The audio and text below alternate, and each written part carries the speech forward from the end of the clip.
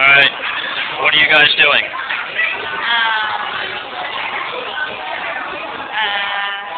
We are thinking. Thinking about what? Thinking about we do about the industrial revolution or not. So, yes. Yeah, like the colonial Hong Kong and American already. Okay. We think that we can do the industrial revolution too. Alright. So you compared colonial Hong Kong with colonial America. What did you compare, Gary?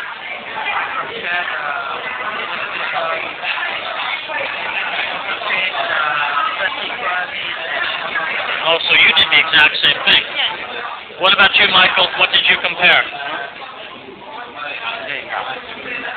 Come on, Michael. What did you compare?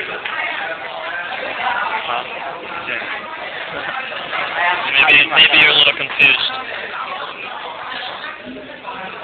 Alright. So you guys have compared, all three of you, coincidentally, have compared America with Hong Kong. And you just want to know if you want to compare, if you should add the Industrial Revolution.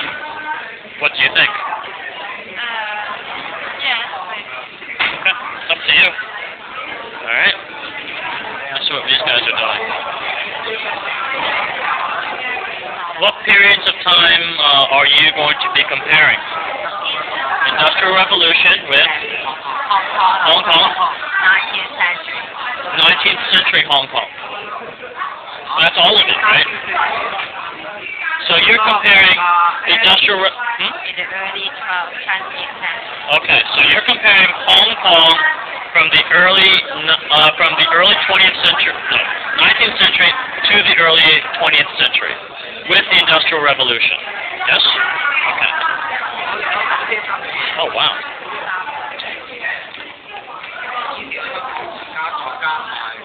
Terrific. Beautiful picture, Jeremy. Nice job.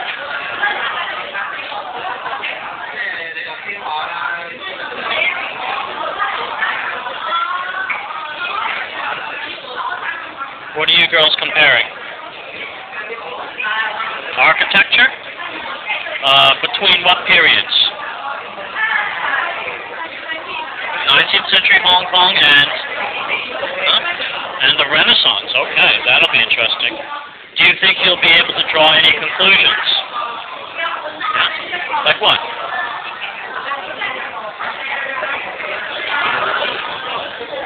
Oh, I can't hear you. Similar styles, really? Okay.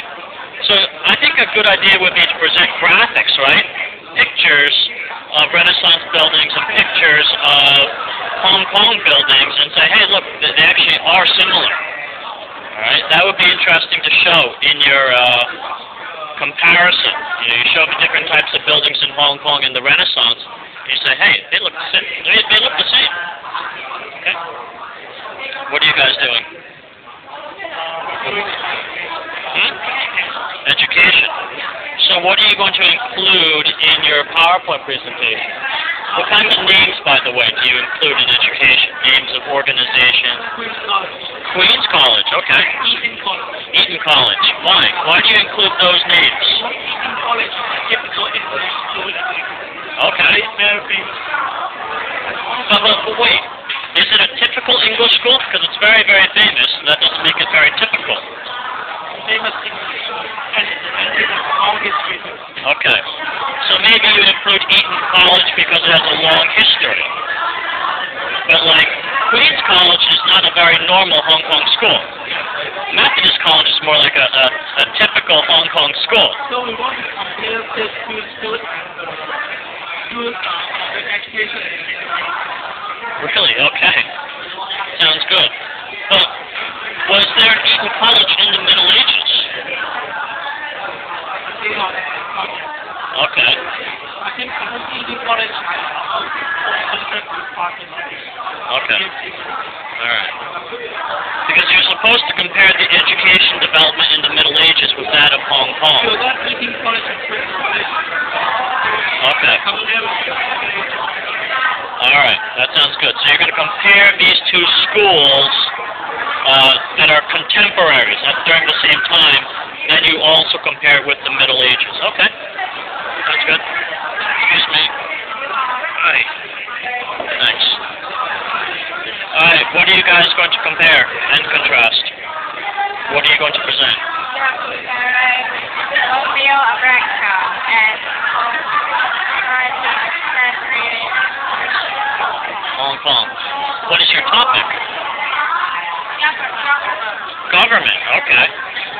So, what kinds of names are you going to be using? Those names. Maybe you should also be talking about the names for the legislative, executive, and judiciary branches, the judicial branches.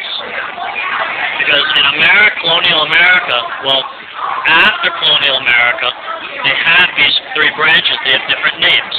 In Hong Kong, they also had, I guess, these branches, but they were different as well. Okay? You might want to include some names. What else can we say? Alright, Penny, what are you doing? Discussing what? Disgusting, yeah. Discussing what? What about the government? What are the differences? Between which periods, by the way? Hong Kong, the early... the what? local independent government, the early 20th. Okay. What are the differences? Differences are what? There are discrimination in what's called Discrimination where? in Hong Kong. Why?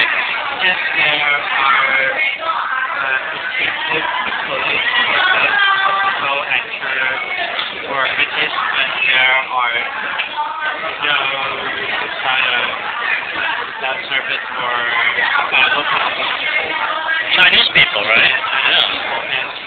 Oh, that's too bad. That developed as so for Chinese people for What about in America? What was the situation there? They don't have this stuff. The discrimination. Okay. And what are the names you're going to use, by the way?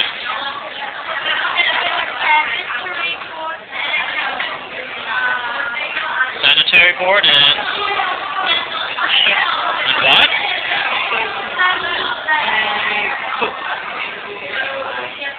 Okay. Great. Do you know the name in Chinese? Okay. Sounds good. Alright, so my students are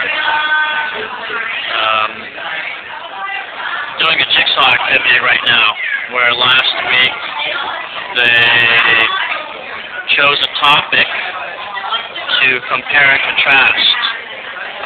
They were comparing and contrasting that topic in Hong Kong's history with another period in history that we've studied, either the Renaissance, the Middle Ages, the Industrial Revolution, or Colonial America, or Revolutionary France. And now, today, during this lesson, they're sharing their expertise in their groups. So we have groups that did the government, groups that also did transportation, groups that have done architecture, and they're sharing their expertise and building a body of knowledge. And now, next week, they're going to present PowerPoint presentations covering their topics. And this is the assessment form, part of it. And what I'm looking for are names of people and places and things. I'm looking for graphics. I want examples of development from different periods, as well as their effects, and finally their conclusions. What can we learn from these topics, studying, comparing them in history?